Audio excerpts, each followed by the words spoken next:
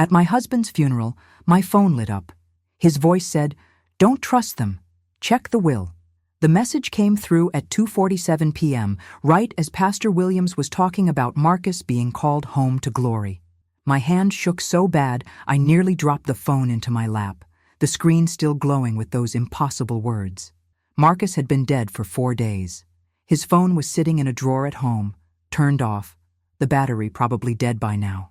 But there it was, his contact photo, that smile from our trip to Virginia Beach last summer, him squinting against the sun, and those words that made my blood turn to ice water in my veins. I looked around the packed church, my eyes moving from face to face. His mother Dolores sat 2 seats down, dabbing at her eyes with a handkerchief that probably cost more than my monthly car payment. The performance was Oscar-worthy. The grieving mother who hadn't spoken to her son in 2 years, suddenly devastated by his loss. His brother Jerome was checking his watch again, probably calculating how long before he could slip out for a cigarette. My sister Keisha squeezed my hand, thinking I was just overwhelmed by grief. If only she knew. The thing about Marcus dying suddenly at 38 is that nobody was prepared. Not me, not the kids, and definitely not the vultures who started circling before his body was even cold. Heart attack, they said. Stress from running 3 businesses, not enough sleep, too much coffee, all that pressure he never talked about. But Marcus was healthy. 6'2", ran 5 miles every morning along the Anacostia River Trail, hadn't touched red meat in 3 years. His last physical came back perfect. Dr. Harrison had joked that Marcus would outlive us all. The church felt suffocating, all dark wood and stained glass windows that turned the afternoon light purple and gold. Mount Calvary Baptist had been Marcus's grandfather's church, the place where 3 generations of walkers had been baptized, married, and eulogized. I'd wanted something smaller, more intimate, but Dolores had insisted. The community needs to pay their respects, she'd said, though I noticed she'd been more concerned about which city council members would attend than any actual grieving. Now I'm sitting here in this suffocating sanctuary, the smell of lilies making me nauseous, staring at a text message from a dead man while his family pretends to mourn, because that's what it felt like, pretending. Dolores hadn't spoken to Marcus in 2 years before he died, not since he refused to bail Jerome out of his latest mess with those check fraud charges. But here she was, front row, performing grief like she was auditioning for a Tyler Perry movie, clutching her pearls and swaying to the choir's rendition of "His Eye is on the Sparrow." The message burned in my hand. I turned the phone over, placed it screen down on my thigh, tried to focus on Pastor Williams, on the program with Marcus's face on the cover, that professional photo from last year where he looked like the successful businessman he was, not the man who danced with me in our kitchen to Frankie Beverly on Sunday mornings. The pastor was saying something about God's plan, about how we can't always understand his ways, and I wanted to scream. There was nothing godly about what happened to Marcus. After the service, after the endless line of people telling me how sorry they were, how strong I was being, how Marcus was surely looking down from heaven, I slipped into the bathroom. The church bathroom hadn't been updated since the 70s. Pink tile, mirrors that made everyone look jaundiced, and that particular smell of industrial soap and old perfume. I locked the stall door, sat on the closed toilet seat, and pulled up the message again. It was still there, still impossible, still in his voice somehow. I knew that made no sense, but I could hear him saying those words, that same tone he used when he was trying to protect me from something without scaring me. Like when he'd say, "Let me handle this," about a problem with the contractors at his properties, or "Don't worry about it," when Jerome showed up asking for money again. My hands trembled as I scrolled through my phone, checking Marcus's contact info. Everything was the same as always. His number, his photo, our anniversary as his contact date. But he was dead. I'd identified his body myself, had touched his cold face one last time before they closed the casket. The funeral director, Mr. Montgomery, had done his best, but Marcus still didn't look like himself. Death had stolen something essential from his features, left him looking like a wax figure of the man I'd loved for 18 years. If you're finding yourself drawn into this already, needing to know what happens next, maybe hit that subscribe button. Stories like these, they stay with you, and there's more coming. The repast was at Dolores's house in Upper Marlborough, the one Marcus helped her buy before their falling out. The split level sat on 2 acres, all manicured lawn and carefully maintained flower beds that Dolores never touched herself. She had people for that, just like she had people for everything else. The house was full of Marcus's money, the renovation he'd paid for, the furniture he'd bought, the artwork she'd charged to his accounts when they were still talking. Now she was playing the bereaved mother in the house my husband's success built. I didn't want to go, but Keisha convinced me the kids needed it, needed to be around family. Family. That word sat bitter in my mouth as I watched Jerome work the room, shaking hands like he was running for office. He'd changed from his funeral suit into something more casual but still expensive, a silk shirt and slacks that screamed new money. He'd been managing one of Marcus's properties, the apartment complex in Northeast, and I'd seen him eyeing me all day like he had something to say. Maya, our 15-year-old, stayed close to me, her phone clutched in her hand like a lifeline. She'd been the one to find Marcus that morning, collapsed in his home office, papers scattered everywhere. She'd run the half-mile to our neighbor's house, Dr. Patel, thank God, who'd rushed over and tried everything while Maya called 911. But it was too late. The image haunted me. My baby girl doing CPR like they taught her in health class, tears streaming down her face, begging her daddy to wake up. She hadn't been the same since, hadn't cried since that morning, just moved through the days like a ghost herself. Damon, only 11, hadn't spoken much since the hospital. He sat on Dolores's cream-colored couch, still in his funeral suit that was already getting too small for him, watching everyone with those eyes that looked too much like his father's. He'd always been Marcus's shadow, following him to the office on weekends, learning about the business, talking about taking over one day. Now he sat silent, isolated in his grief, while strangers ate potato salad and told stories about his father that were only half true. The house filled with the sounds of forced celebration, that particular rhythm of black repasts where grief and gossip mixed with good food. Dolores had catered from Henry's soul food, Marcus's favorite place, and the irony wasn't lost on me. She couldn't be bothered to cook for her son when he was alive, but now she was serving his favorite foods to people who barely knew him. Natalie. Jerome's voice cut through my thoughts. He stood too close, bourbon on his breath even though it wasn't even 5 o'clock. His eyes were bloodshot, but not from crying. We need to talk about the business. Not today, Jerome. When then? Things need to keep running. Tenants need to know someone's in charge. The contractors on the Petworth property are asking questions. I looked him dead in the eye, channeling the strength Marcus always said I had, even when I didn't feel it. Someone is in charge. Me. He laughed, ugly and short, the sound cutting through the low hum of conversation around us. Several people turned to look. You? You don't know nothing about property management. You're a teacher, Natalie. Stick to your kindergartners. 1st grade, I corrected, though it didn't matter. What mattered was what came next. And I know enough to know you've been skimming from the Northeast property for the last 6 months. His face changed then, something dark sliding behind his eyes. It was a look I'd seen before, when Marcus had confronted him about the missing deposits. My husband had taught me to watch for that look, the one that meant someone was calculating whether you were bluffing. I wasn't. Marcus talked to me about everything, even when he thought he was protecting me by keeping it vague. Late at night, after the kids were asleep, he'd tell me about the business, about Jerome's schemes, about the family members who thought his success meant they'd won the lottery too. You don't know what you're talking about. Building 3, apartment 4B. Mrs. Chen pays $1,400 a month, always on time, always in cash, because she doesn't trust banks. Funny how the books only show $100. Building 2, the Johnsons in 2C? They paid their security deposit twice because you told them the first one got lost. Should I keep going? Jerome stepped back, his jaw working like he was chewing on his response. Other guests were definitely watching now, pretending to be interested in their plates while keeping their ears tuned to our conversation. Dolores appeared then, as if summoned by the tension, gliding across her marble floors in her designer funeral dress that cost more than most people's rent. What's going on here? She placed a manicured hand on Jerome's arm, her rings catching the light. Rings Marcus had bought her over the years, trying to stay in her good graces. Nothing, Mama, Jerome said, but his eyes stayed on me. Just offering my condolences. Dolores turned to me, her expression shifting to practiced concern. She touched my arm, her nails perfect despite the performance of grief.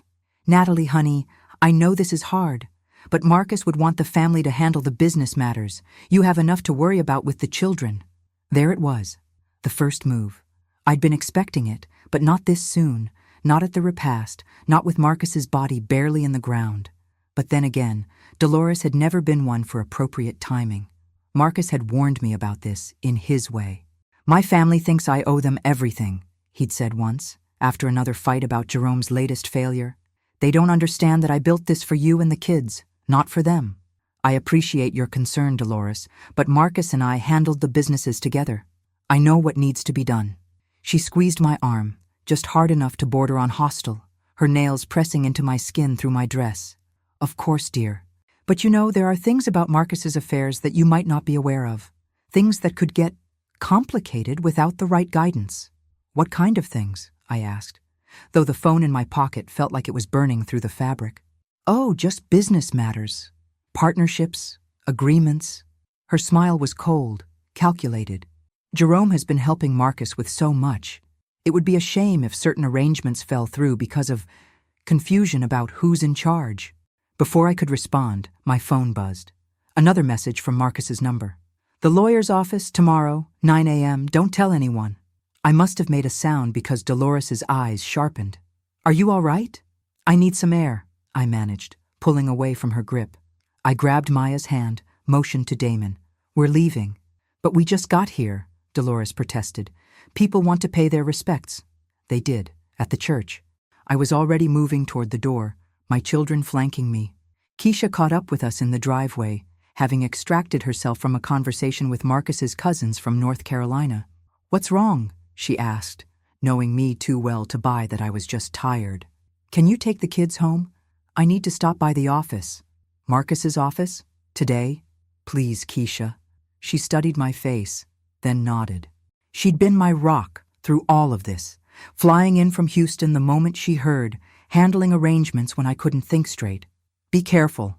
Marcus's main office was in a converted warehouse in Ivy City, a space he'd renovated 2 years ago when his third business took off. The neighborhood was changing, craft distilleries and hip restaurants moving in, but it still felt industrial, still had that edge that Marcus said kept him sharp. The building stood like a testament to his vision. He'd bought it when nobody wanted property there, when everyone said he was crazy to invest in Ivy City. Now developers were circling, offering 3 times what he'd paid. The building was dark, empty. His employees would return Monday, trying to figure out how to move forward without him. I used my key, disabled the alarm with our anniversary date, 06-14-03. His office was exactly as he'd left it that last morning. Organized chaos, he called it. Papers in neat stacks that only made sense to him. 3 computer monitors still displaying his last projects. A cold cup of coffee on a coaster Maya made him in 3rd grade. A ceramic disaster that said, "World's Best Dad," in uneven letters. The room smelled like him.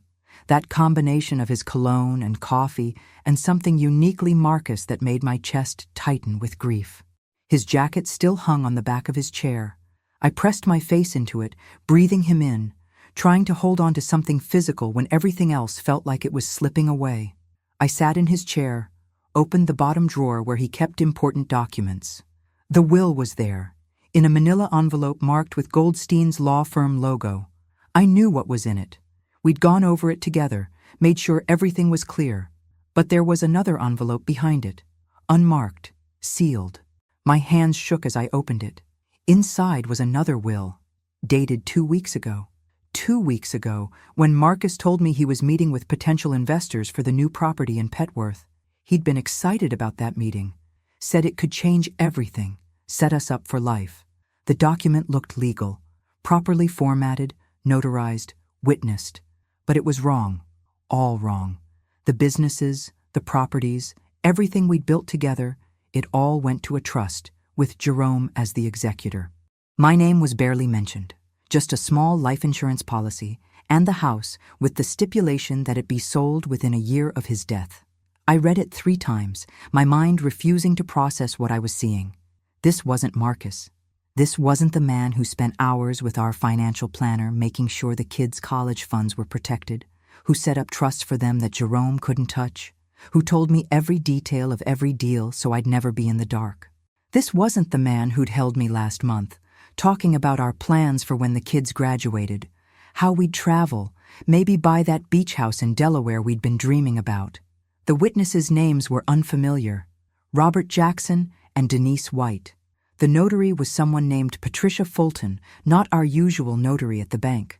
The lawyer wasn't Goldstein, but someone named David Brennan, with an address in Rockville I didn't recognize. My phone rang, startling me in the quiet office.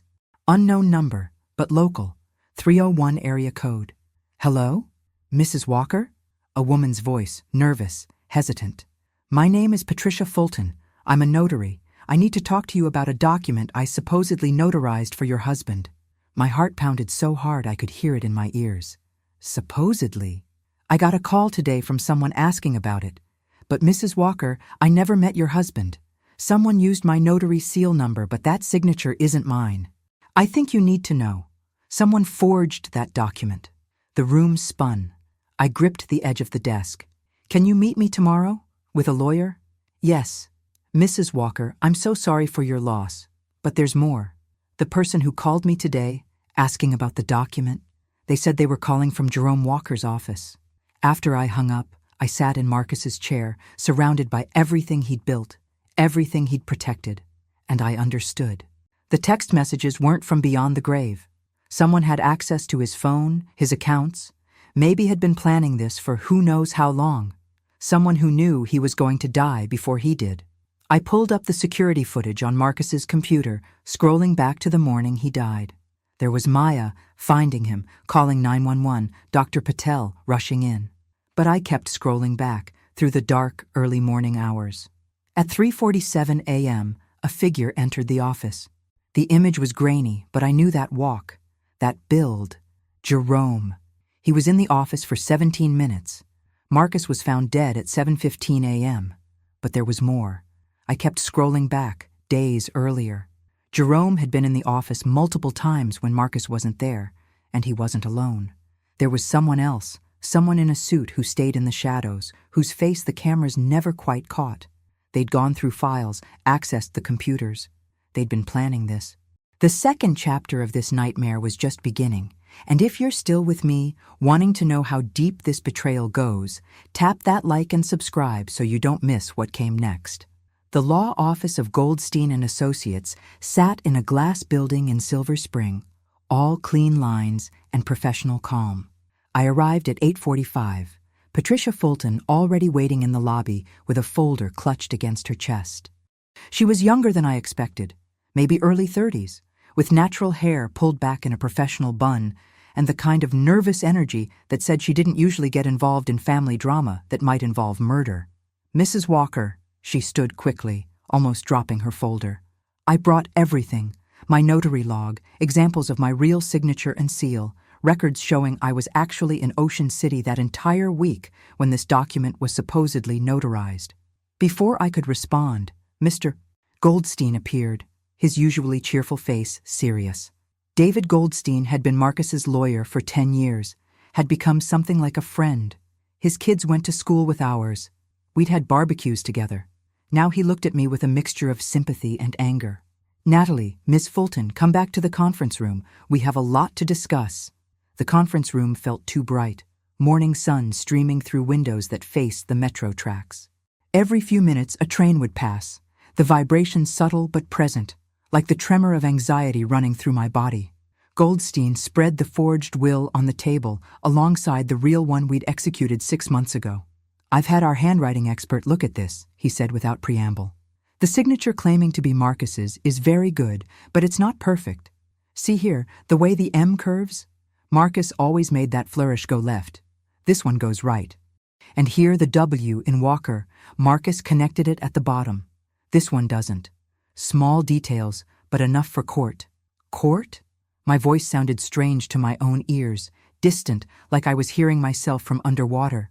Natalie, someone is trying to steal your inheritance. More than that, based on what you've told me about the security footage, we might be looking at something much worse. Patricia shifted in her seat. There's something else. After I called Mrs.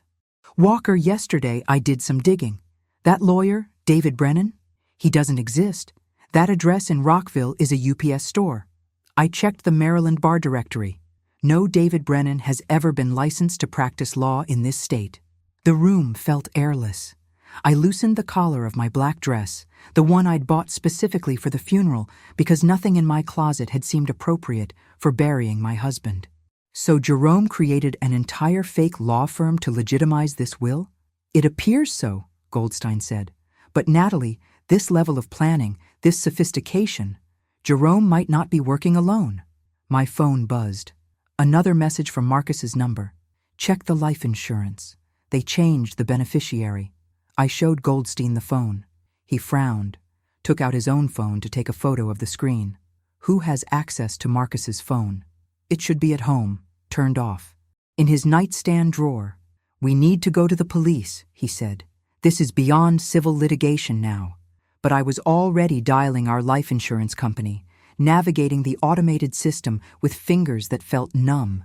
When I finally reached a human, a woman with a kind voice who offered condolences before pulling up our account, the news was what I'd feared. Yes, Mrs. Walker. I show a beneficiary change submitted online 10 days ago. The primary beneficiary is now listed as Dolores Walker, with Jerome Walker as secondary. 10 days ago. Marcus was still alive 10 days ago. He'd been in New York that day, meeting with contractors for a new project in the Bronx he was considering. I remembered because he'd FaceTimed me from Penn Station, excited about the potential, talking about how this could set up the kids' futures. He'd been wearing his lucky tie, the one Maya picked out for Father's Day. He'd looked tired but happy, alive with the energy that always came when he was building something new. How was this change authorized? I asked, though I already knew the answer would make me sick. It was submitted through our online portal with Mr. Walker's username and password. The IP address shows it came from Maryland. I can see here that an email confirmation was sent to the address on file. What email? She read it off. Not Marcus's email. Not any email I recognized. Someone had changed the contact information first, then changed the beneficiary, covering their tracks except for the IP address that placed them in Maryland when Marcus was in New York. Can you reverse this? I asked, desperate. I'm afraid that would require legal action, Mrs. Walker. The change was made with proper credentials, without proof of fraud. Marcus never would have made that change. He barely remembered his passwords. I handled most of our online accounts. He'd joke that I was his external hard drive, keeping track of all the details he couldn't be bothered to remember, which meant someone had gotten his information somehow. Someone close enough to know his habits, his travel schedule, his passwords. Someone who'd been in our home, maybe, seen where we kept things written down for emergencies. After I hung up, Goldstein was already on his phone with a detective he knew.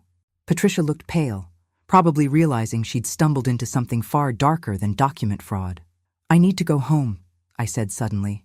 If someone has Marcus's phone, if they're in my house, don't go alone, Goldstein warned. Take someone with you.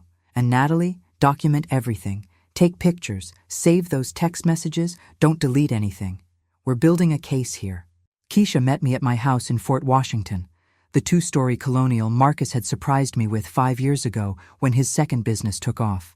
It sat on a quiet cul-de-sac, the kind of neighborhood where kids rode bikes in the street and neighbors actually knew each other.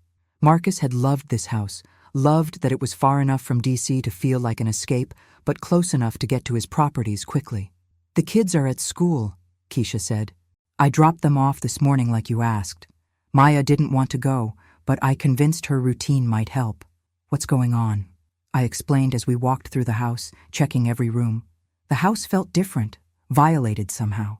Small things were off. A drawer not quite closed, papers on Marcus's desk shifted, the feeling that someone had been here, going through our life, looking for something. Marcus's phone wasn't in the drawer where I'd left it. It wasn't anywhere. But something else was wrong too. Our family photos on the mantel had been moved, turned slightly, like someone had picked them up and put them back not quite right.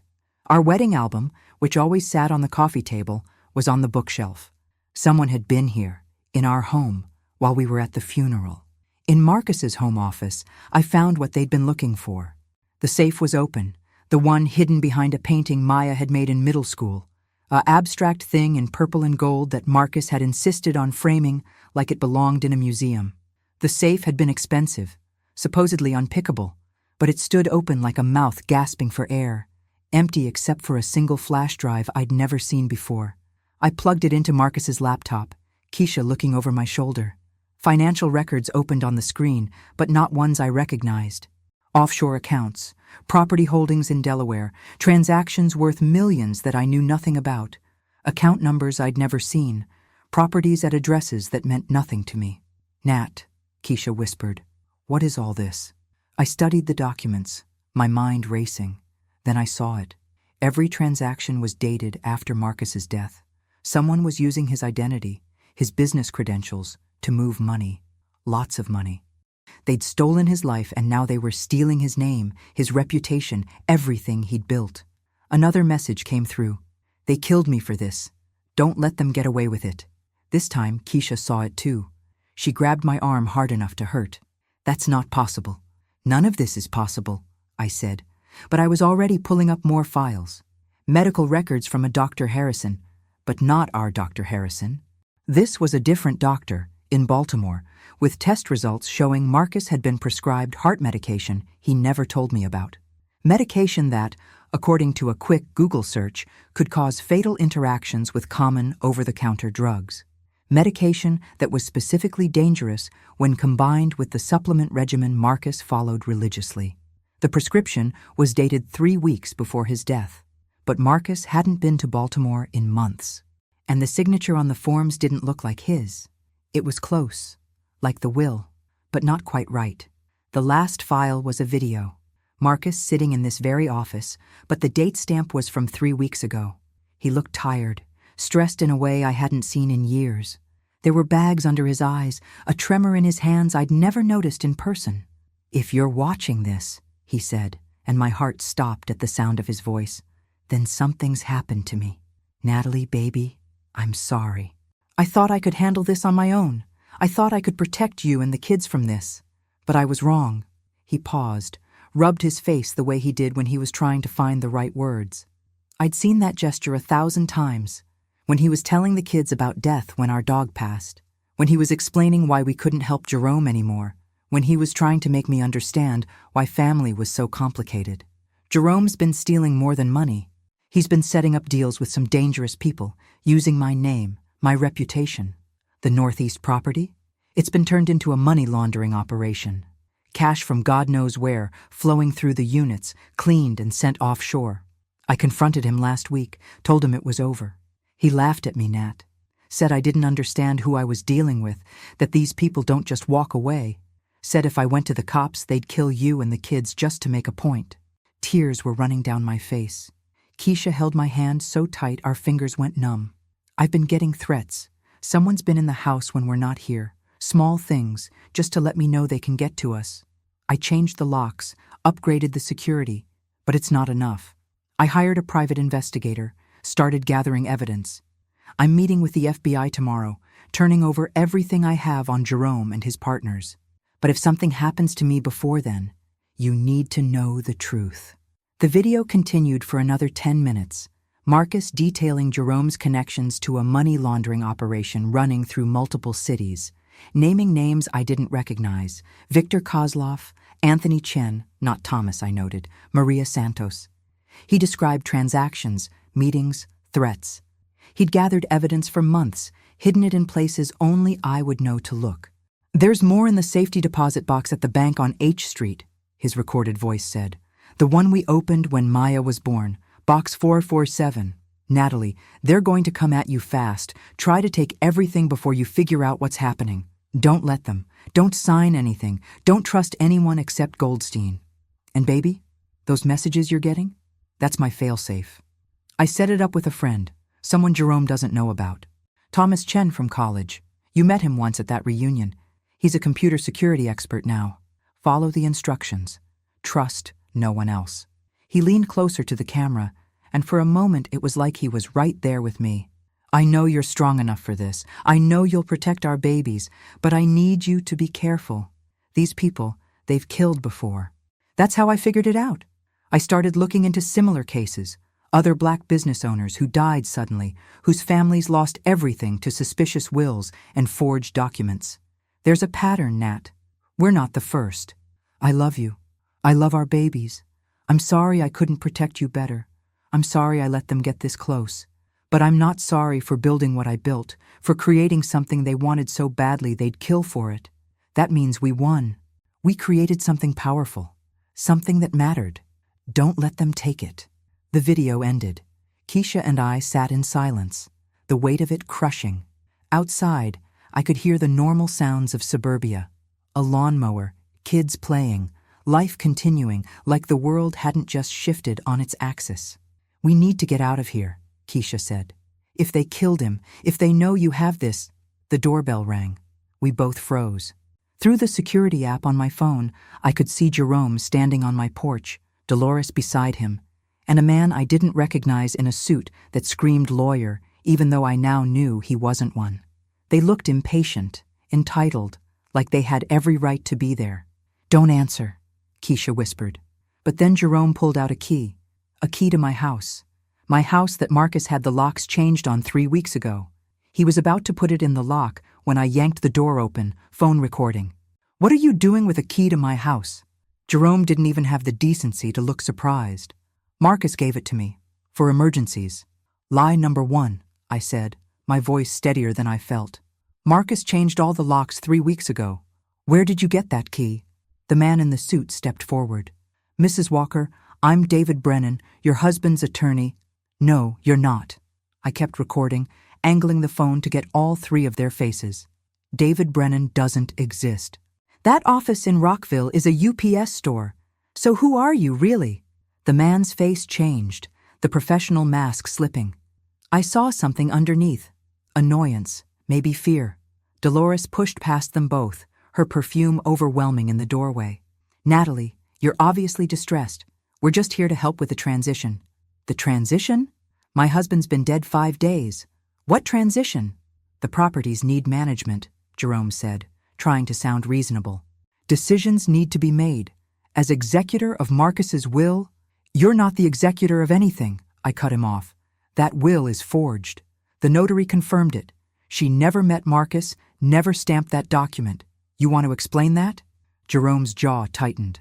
The fake lawyer took a step back, probably calculating his exit strategy. But Dolores, she just smiled, cold and knowing, the kind of smile that made my skin crawl. You always were too smart for your own good, she said. Marcus said that was why he loved you. Said you reminded him of his father, always asking questions, always pushing. Look how that turned out for both of them. The implication hung in the air like a threat. Marcus's father had died when Marcus was 12. A car accident everyone said was suspicious, but could never prove. Single car, perfect weather, straight road. The police had investigated but found nothing concrete. I'd always wondered why Marcus rarely talked about him, why there were no pictures of his father in Dolores's house. Are you saying you killed your husband too? I asked, still recording. Her face didn't change. I'm saying sometimes people who ask too many questions find answers they don't like. Marcus's father couldn't leave well enough alone either, always talking about justice, about doing the right thing. Where did that get him? Mom, Jerome warned, but she waved him off. Get off my property, I said, my voice stronger now, fueled by rage. All of you. The next time you want to talk, it can be through my lawyer. The real one. Jerome leaned in close enough that I could smell that same bourbon from the repast, mixed with something else. Fear, sweat. You don't know what you're messing with. These people I'm involved with, they don't play. Marcus thought he was untouchable too. Is that a threat? It's a reality check. Take the insurance money, take the house, take the kids and disappear, or you'll end up just like him. Jerome Walker, you are being recorded threatening me on my doorstep 4 days after my husband's suspicious death. Would you like to repeat that threat for clarity? His face went pale. The fake lawyer was already backing toward the car, but Dolores stood her ground, studying me with those cold eyes. You think you've won something here, she said quietly. But you don't understand how deep this goes. These people Jerome works with, they have judges, cops, politicians. Your little recording won't mean anything when you're dead. Maybe not, I said. But it's already uploaded to the cloud, sent to my lawyer, and shared with 3 other people. Anything happens to me or my children, it goes wide. Every news station, every social media platform, everywhere.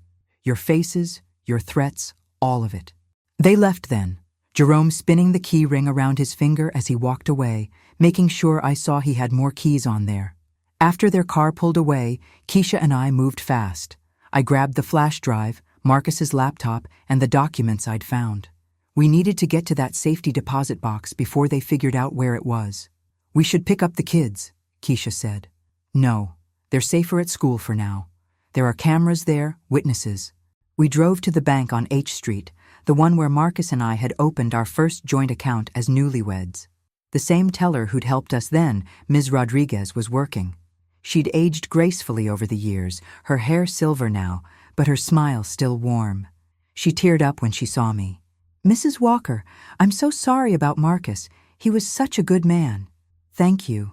I need to access our safety deposit box.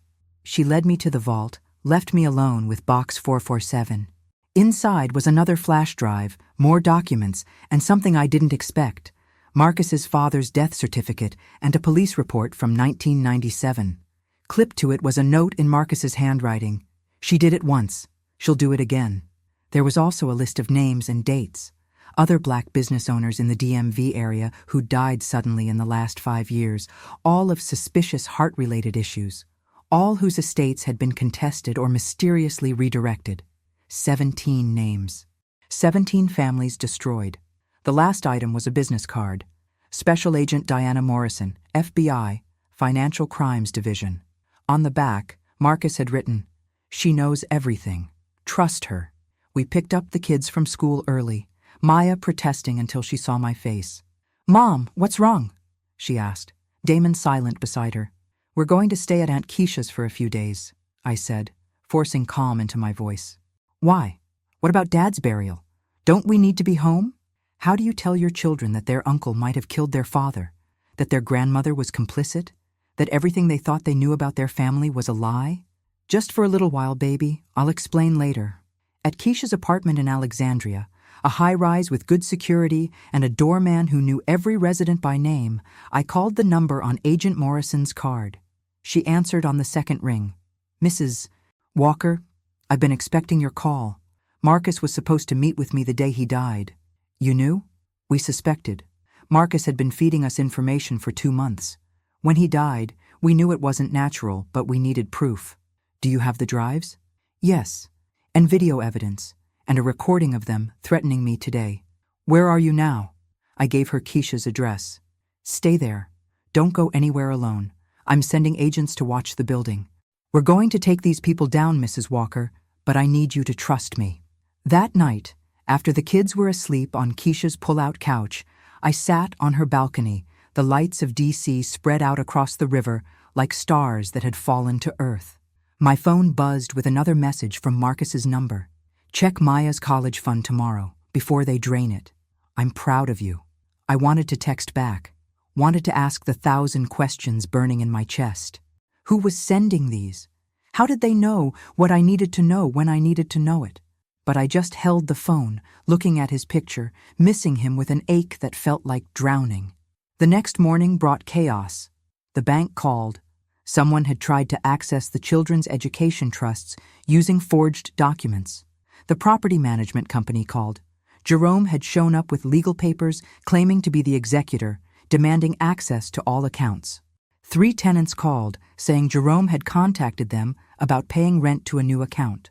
The contractor for the Petworth property called, confused about new instructions to halt work. But I was ready. Goldstein had filed injunctions overnight. Agent Morrison had frozen the suspicious accounts. The real will was registered with the court. Every move they made, we countered. Then Maya came to me with her phone. "Mom, Uncle Jerome just texted me." The message was simple but cruel. "Your mom is making a mistake. Your dad would want you to know the truth. He wasn't who you thought he was." "Block him," I said. But Maya was already crying. "Did he really hurt Dad? I pulled her close, Damon joining us, and for the first time I told them a version of the truth. Not all of it, not the ugly details, but enough. They deserved that much. Your dad discovered Uncle Jerome was doing illegal things with the business. He was going to turn him in.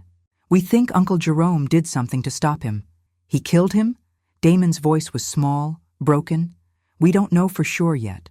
But yes, that's what we think. Why? Maya asked through tears. Why would he do that to his own brother? Money, I said, and power, and because some people think they're owed things they never earned. What about Grandma Dolores? Damon asked. Does she know? I chose my words carefully. We think she knows more than she's saying. Maya wiped her eyes, and I saw her father's strength in the set of her jaw. Then we make them pay. We get justice for Dad. That's what we're trying to do, baby. Good, Damon said, his first show of anger since Marcus died. Good. 2 days later, at 6 a.m., the FBI raided Jerome's apartment and the northeast property he'd been managing. Keisha and I watched the news from her living room. The kids at school under the watchful eye of an undercover agent posing as a new security guard. The footage showed Jerome being led out in handcuffs, Dolores watching from her doorway as they put her son in the back of a black SUV. They found exactly what Marcus's evidence had described. Ledgers detailing the money laundering operation, cash hidden in the walls, drugs in quantities that suggested distribution, connections to a network that ran from Miami to Boston. The fake lawyer, whose real name was Mitchell Crawford, was arrested at BWI trying to board a flight to Costa Rica. Agent Morrison called me that afternoon. We got them. Jerome is looking at life without parole.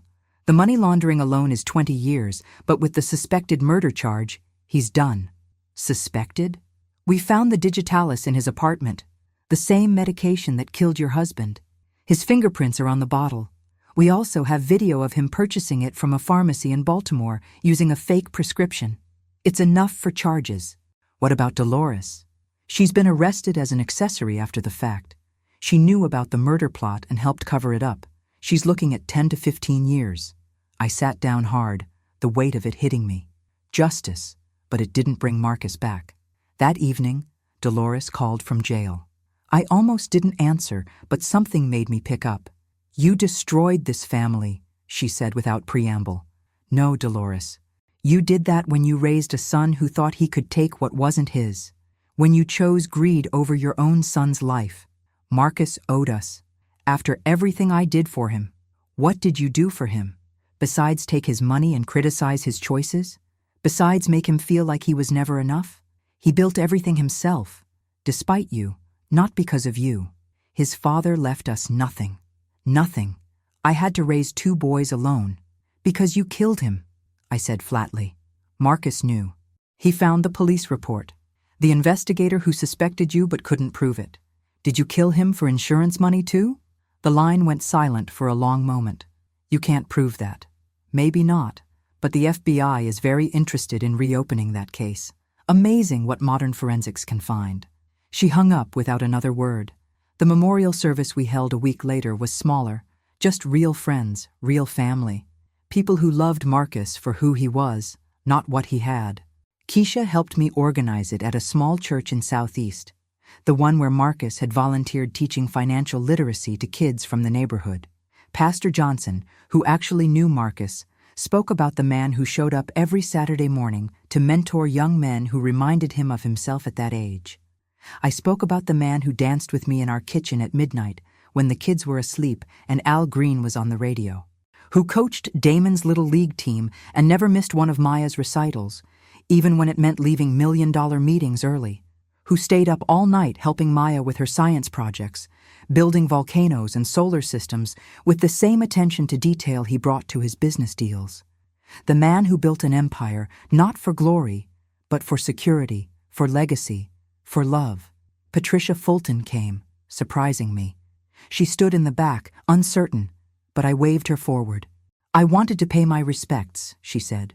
Your husband must have been an amazing man to inspire this kind of loyalty, even after death.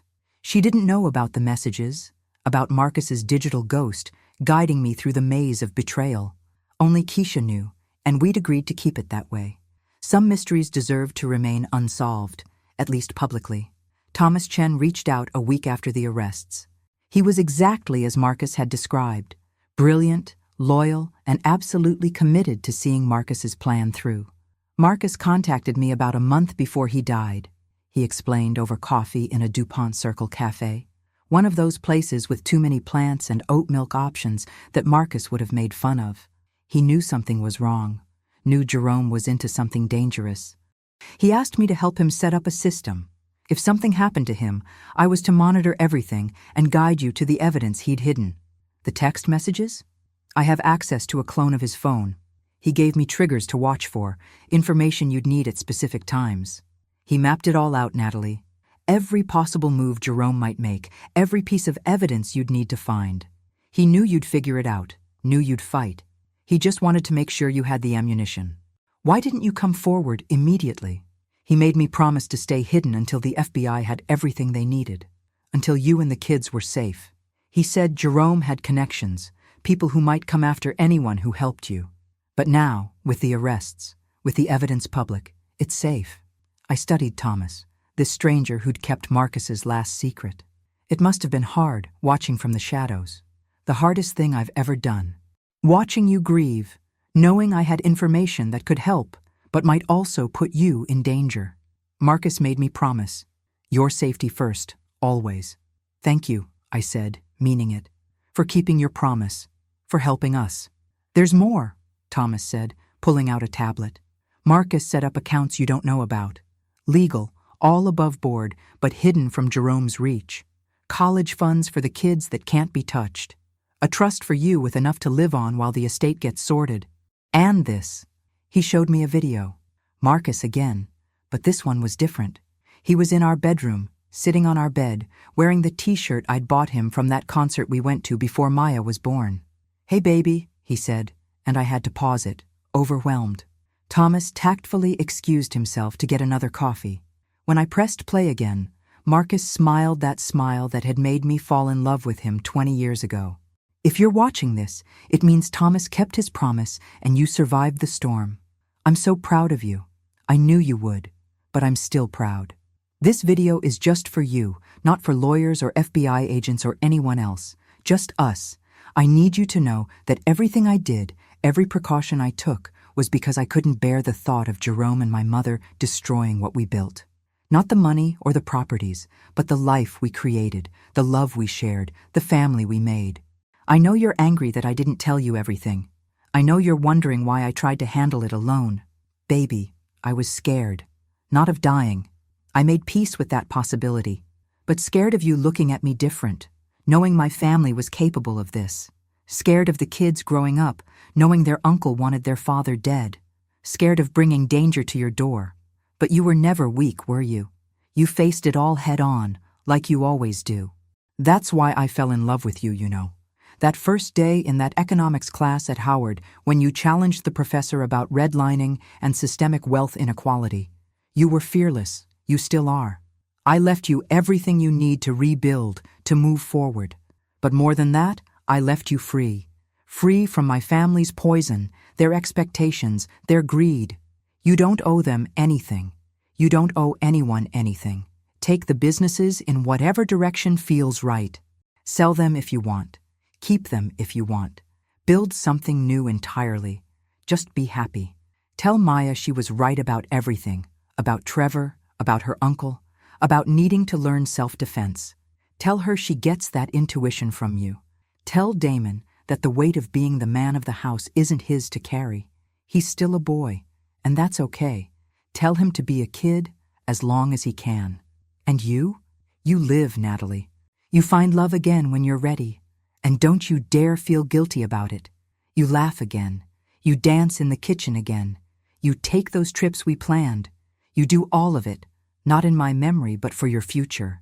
I'm not there, but I'm everywhere. In Maya's determination, in Damon's kindness, in the business principles I learned from watching you navigate the world, in every fight for justice, every stand against wrong, every choice to love despite the risk. I love you. Past tense doesn't apply to that kind of love. It just is, always. Now go kick ass, baby. Show them all what Walker women are made of. The video ended. I sat in that pretentious cafe, crying into overpriced coffee, feeling Marcus's presence and absence simultaneously. 6 months later, Jerome was convicted on all charges. The trial was brutal, evidence upon evidence of his betrayal laid out for public consumption. The prosecutor played Marcus's video testimony, the one he'd recorded for the FBI. The courtroom was silent as my husband detailed his brother's crimes from beyond the grave. Jerome took the stand, trying to paint himself as a victim of circumstance, claiming Marcus had cut him out of the business unfairly. But when confronted with the evidence of the poison, the forged will, the threats, his story fell apart. The jury deliberated for less than 2 hours, guilty on all counts. Life without the possibility of parole. As they led him away, he looked at me. "I'm sorry," he mouthed, but I turned away. Some apologies come too late. Dolores took a plea deal to avoid a murder charge for Marcus's father. 10 years, eligible for parole in 7. At her sentencing, she gave a statement about being a mother trying to protect her son, about the struggles of raising black boys alone. The judge, a black woman herself, wasn't moved. "You had choices, Mrs. Walker," the judge said. "Your son Marcus made something of himself despite the challenges. You chose to enable Jerome's criminality. You chose to participate in covering up a murder. You chose greed over your own son's life. The struggles you faced don't excuse the choices you made." The investigation revealed the true scope of the crime ring. 17 families had been targeted over 5 years, all successful black business owners, all dying of sudden heart issues that were actually poisonings. The ring had stolen over $50 million in assets through forged documents and fraudulent transfers. It was one of the largest targeted estate fraud schemes in U.S. history. The other families affected reached out, forming a support group of sorts. We met monthly in a community center in Northeast, sharing stories, sharing strength. Some had lost husbands, others wives, all to family members they'd trusted. We called ourselves the Phoenix Families, rising from the ashes of betrayal. "They thought they could erase us," said Tamara Phillips, whose husband had been killed 2 years before Marcus. "But they just made us stronger. I kept Marcus's companies running, but transformed them. The Northeast property that Jerome had been using for money laundering became transitional housing for families escaping domestic violence, something Marcus had always wanted to do, but Jerome had fought against. The Petworth development became affordable housing for teachers and first responders. The third business, the property management company, I restructured as a co-op, giving employees ownership stakes. "You're giving away millions," one financial advisor told me, scandalized. "I'm investing in the community," I corrected, just like Marcus would have wanted. Maya started a foundation in her father's name, providing scholarships for young black entrepreneurs. At 17, she was fierce in her advocacy, speaking at conferences about protecting generational wealth and recognizing predatory family members. "They tried to steal our legacy," she said at the foundation's launch. "Instead, they made us unstoppable. My father's death exposed a system that preyed on successful black families. Now we're building systems to protect them." Damon took after his father in quieter ways. He joined the robotics club, building things with his hands while processing grief with his heart. He wore his father's baseball glove to every practice, carrying that history forward. At 13, he started mentoring younger kids in the neighborhood, teaching them the coding Marcus had taught him. "Dad would want me to pass it on," he said simply when I asked why. A year after Marcus's death, on what would have been our 18th anniversary, I took the kids on a drive in that red 1967 Mustang convertible Marcus had hidden for me. We went to Virginia Beach, to the spot where Marcus had proposed, where that photo on his contact had been taken. The sun was setting, painting the sky in shades of amber and rose that reminded me of the tie Maya had picked out for Marcus, the one he'd worn to New York that last trip. "Tell us the story again," Maya said, though she knew it by heart. So I told them about their father, not the businessman or the victim, but the man who proposed with a ring pop because he'd been so nervous he'd left the real ring at home. Who'd come back the next night with the real ring and 100 roses, one for every reason he loved me, though he only got to reason 43 before I said yes again. Who'd promised me forever and meant it, even when forever was cut short. He knew, didn't he? Damon asked, his voice cracking with adolescence and emotion. At the end, he knew what was happening to him? I'd struggled with how much truth to share, but they deserved honesty. The toxicology report showed he would have felt sick for weeks. So yes, baby, he probably knew something was wrong. But he didn't go to the hospital, Maya said. He didn't tell anyone. He was gathering evidence, I explained. He knew if he went to the hospital, Jerome would run. The FBI needed more time. Your father? He made a choice. He chose justice over his life? Damon's voice was small. He chose our safety over his life, I corrected. He knew Jerome wouldn't stop with him. He had to make sure we were protected. We sat in silence, watching the waves crash against the shore. The same waves that had witnessed Marcus's proposal, our family vacations, all those moments that built our life together. I hate them, Maya said suddenly, fiercely. I hate Uncle Jerome and Grandma Dolores. I hate that they took him from us. That's okay, I said, pulling her close. Hate is part of grief. Just don't let it consume you. Don't let it turn you into them. How do we not? Damon asked. By choosing love anyway. By building instead of destroying. By being everything they weren't. Honest, loyal, true. That night in the hotel room after the kids were asleep, I wrote Marcus another letter I'd never send. We survived, baby. We more than survived. We thrived. Your mother and brother are facing justice. The kids are growing into people who would make you so proud. Your businesses are stronger than ever, run with the integrity you always demanded. The truth came out, all of it, and it set us free. I still reach for you in the morning, still save your side of the bed, still hear your voice in Damon's laugh and see your determination in Maya's eyes. But the sharp edge of grief has softened into something bearable, something that lives alongside joy instead of consuming it. The kids know everything now. They're angry, hurt, but also proud. Proud of you for fighting back, even in death. Proud of themselves for surviving. Proud of us for the life we built that was worth killing for. Though that sounds wrong, doesn't it? But you know what I mean. We built something so valuable, so real, that evil people wanted to steal it. That means something. I met someone, William. You'd like him. He's nothing like you, which is why it works. He doesn't try to fill your space. He makes his own. The kids like him, but they still talk about you every day. He encourages it, asks questions about you, helps keep your memory alive. It's been 2 years, and I think you'd say it's time. You told me to love again, and I'm trying. Your businesses are schools now in a way. Every property teaches the community about building wealth, protecting assets, recognizing threats. We turned your death into a masterclass in survival. Is that morbid? Maybe, but it feels like justice. Maya wants to be a prosecutor now. She says she's going to put away people like Jerome, protect families like ours. Damon wants to be an engineer, but also a teacher. He says the best builders share their knowledge. They both got that from you. The understanding that success means nothing if you don't lift others. The red Mustang purrs like a dream. I drive it every Sunday, top down unless it's raining. I blast earth, wind, and fire and embarrass the kids, and I swear I can feel you laughing.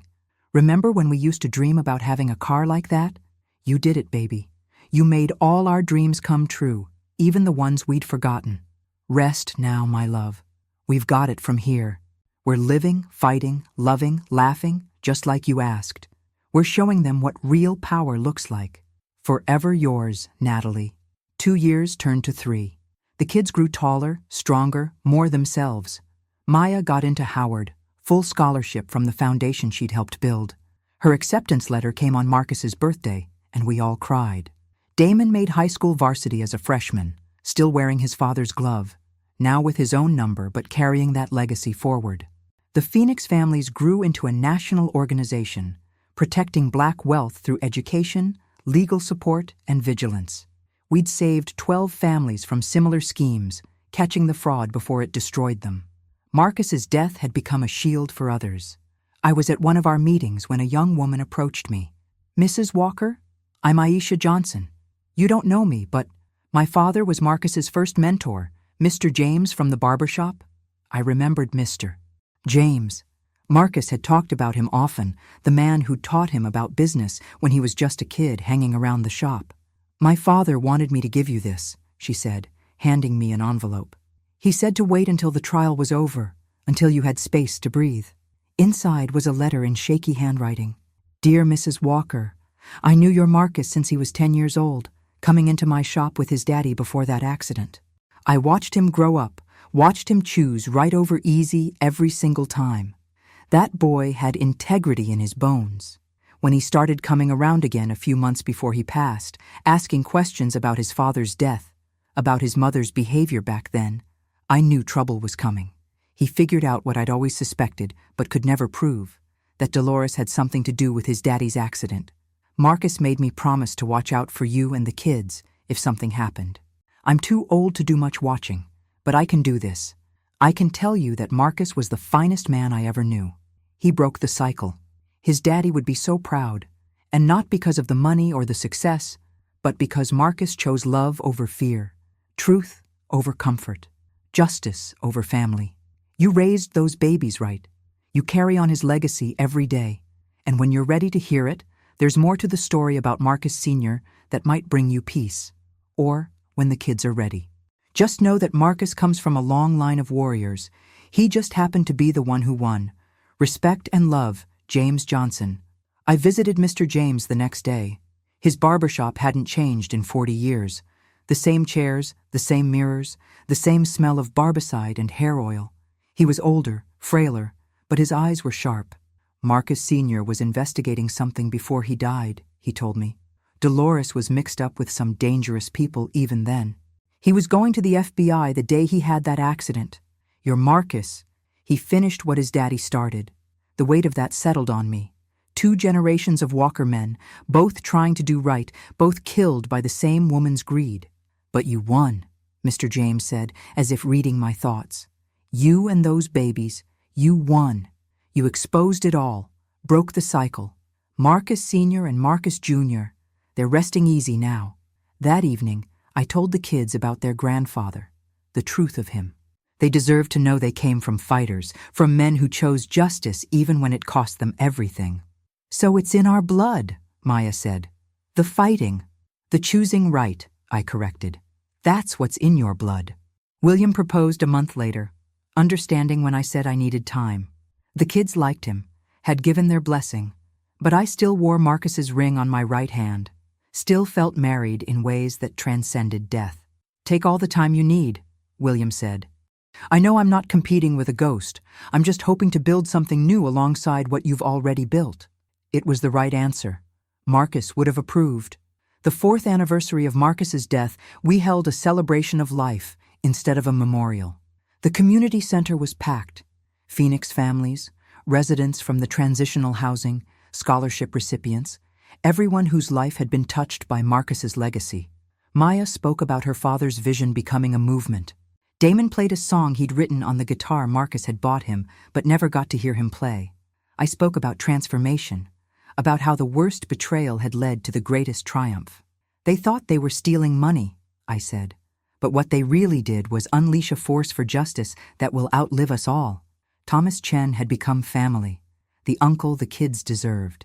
He told stories about Marcus in college that had everyone laughing. The time Marcus tried to impress me by cooking dinner and nearly burned down his dorm. The way he practiced his business presentations on anyone who would listen. His terrible dancing that he did anyway, because it made me smile. "Your father was brilliant," Thomas told the kids. "But more than that, he was good. Just fundamentally good. That's rarer than brilliance." That night, after everyone had gone home, I found myself in the parking lot with Keisha. We stood by the red Mustang, now showing its age but still beautiful, still running. "You did it," she said. "You saved his legacy." "We did it," I corrected. "All of us. Marcus most of all. He saved us even in dying." My phone buzzed. For a second, my heart jumped, thinking it might be another message from Marcus's number. But those had stopped years ago. Thomas's promise fulfilled. This was William, asking if we'd made it home safe. I smiled, texted back, felt the different kinds of love settling into their places. The eternal love for Marcus, the growing love for William, the fierce love for my children, the grateful love for chosen family like Keisha and Thomas. You know what Marcus would say right now? Keisha asked. What? He'd say, Baby, stop standing in a parking lot being sentimental and go home, live your life, be happy. She was right. That's exactly what he'd say. As I drove home in the Mustang, the kids singing along to old school R&B, the windows down and the night air whipping through the car, I felt it. Not closure, because some things never close, but completion. We'd finished what Marcus started. We'd exposed the truth, gotten justice, protected others, built something lasting. And if this journey moved something in you, if it made you think about legacy and family and what really matters, you can subscribe and turn on the bell. There are more stories of survival and triumph waiting to be told. The last thing I'll say is this. Marcus was right. Real power isn't in money or properties or even in the businesses we build. It's in the love we leave behind, the lives we touch, the truth we have the courage to tell. Jerome and Dolores learned that too late. They grabbed for power and ended up with nothing but prison walls and regret. But us? We lost everything and somehow gained the world. Because Marcus's real inheritance wasn't measured in dollars. It was measured in the strength he knew we had, the love that outlasted his heartbeat, and the truth that set us free. Every morning, I wake up in the house he bought us, run the businesses he trusted me with, raise the children he loved more than life itself. And every morning, I choose to live, to fight, to love, to laugh, just like he asked. I choose to honor his sacrifice by living fully, by loving fearlessly, by building constantly. Because that's what real power looks like. That's what winning looks like. That's what love looks like when it refuses to die.